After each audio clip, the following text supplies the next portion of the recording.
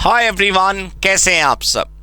जब हम ये टाइटल लिख रहे थे how to score 90 plus in CA foundation business law, तो एक सवाल उठा हमारे मन में कि बच्चे ज़रूर ये सोचेंगे कि 90 प्लस तो केवल एक सपना है, इसको हकीकत नहीं बनाया जा सकता, जबकि ये सरासर गलत है।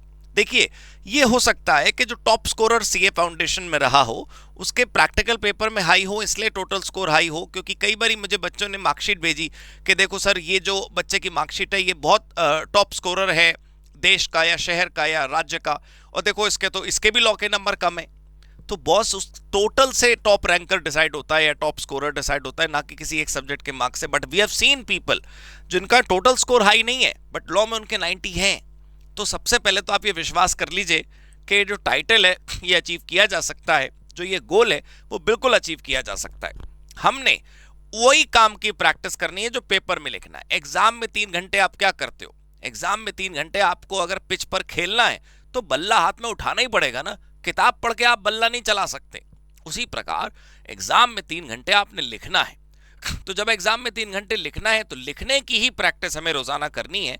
आराम से आ सकते हैं। तो हमें क्या क्या करना चाहिए? And let me tell you one more thing, this video is relevant for every foundation student, for every CA foundation student, not for the upcoming attempt or for the next to next attempt। कभी भी आपका attempt हो, आप मेरी strategy follow करिए, सच में बहुत अच्छा स्कोर आपका आएगा।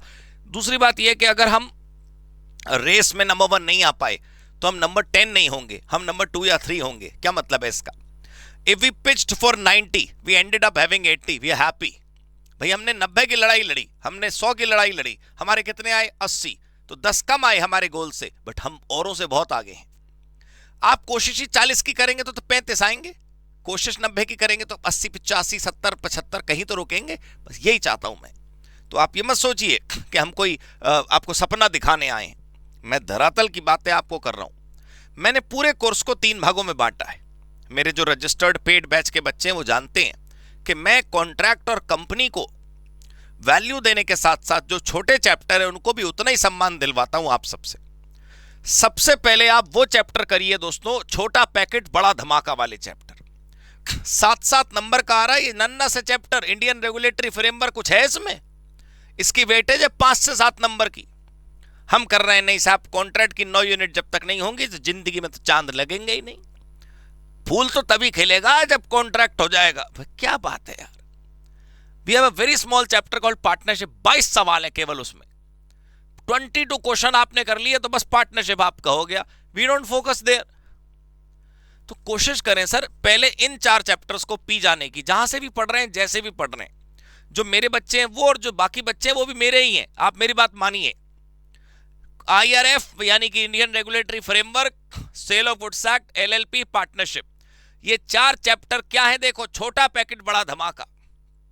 अगर 7-7 नंबर का एवरेज में मान लूं तो भी 7 into 4 28 नंबर तो इसी से आ गए आपके। और लोगों के नहीं आ रहे 30 नंबर भी, हमारे 28 इसी से आ गए। ज्यादा आएंगे। मैं तो एक बात बता रहा हूं, ये चैप्टर 2 ऐसे हैं, न छोटे हैं न बड़े हैं, लेकिन ये मोटे बहुत हैं। इनमें बहुत बढ़िया नंबर का पेपर आता है। ये मॉडरेट साइज के हैं। नेगोशिएबल और कंपनी लॉ। कंपनी लॉ में शायद मेरे 44 क्वेश्चन हैं, नेगोशिएबल में मुझे इस वक्त याद नहीं। लेकिन ऐसा नहीं है कॉन्ट्रैक्ट की तरह 200 सवाल हैं, 100 सवाल हैं। क्यों नहीं करते आप इन्हें पहले? अगर आप कॉन्ट्रैक्ट को एक तरफ भी रख दो ना, मैं ये नहीं कह रहा हूं छोड़ के जाना, कभी गलत समझो, मेरी बात स्लिप हुई तो गलती तुम्हारी। मैं ये नहीं कह रहा हूं कि तुम्हें ये कॉन्ट्रैक्ट स्किप करके जाना, लेकिन मैं कह रहा हूं भाई, बाकी भी तो मोती हैं कि सारे हीरे खा जाओगे बस तुम। इसका क्या होगा?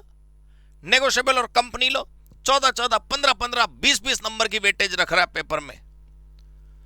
ऑन एन एवरेज भी 15 नंबर मानू तो 30 नंबर हो गए। कुछ तो बात यार समझो। ये मैं मिनिमम बता रहा हूं, बहुत कम पेपर में ये तो चैप्टर ज्यादा नंबर के आ रहे हैं। और अंत में आता है बिग बॉस हमारा।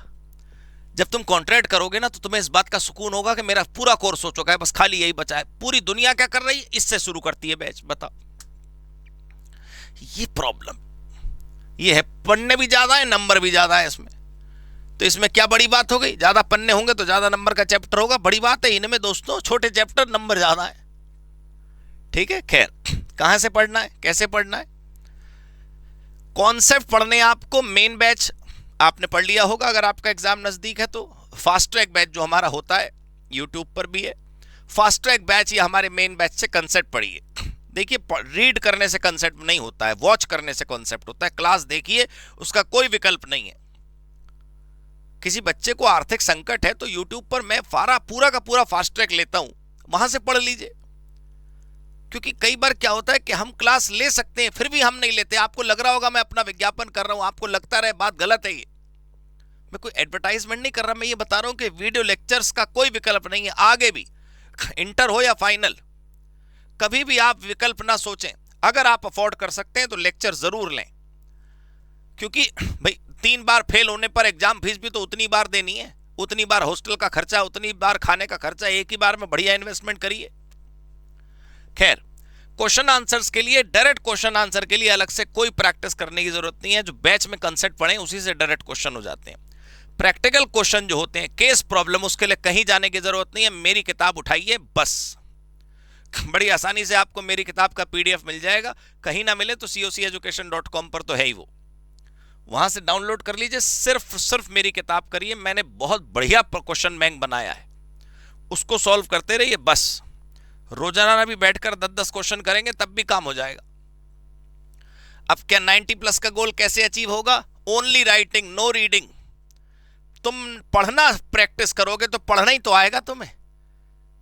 तुम लिखने की प्रैक्टिस 4 महीने करोगे तो तुम्हें लिखना आएगा। इसमें कौन सी मैं स्पेशल बात बता रहा हूं? कौन सी मैं मंगल ग्रह से रिसर्च करके तुम्हारे लिए आविष्कार लाया हूं?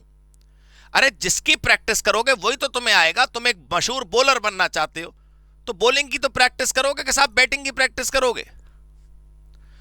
13 टेस्ट पेपर आपने सॉल्व करने हैं, कोई इसका ऑप्शन नहीं है दूसरा।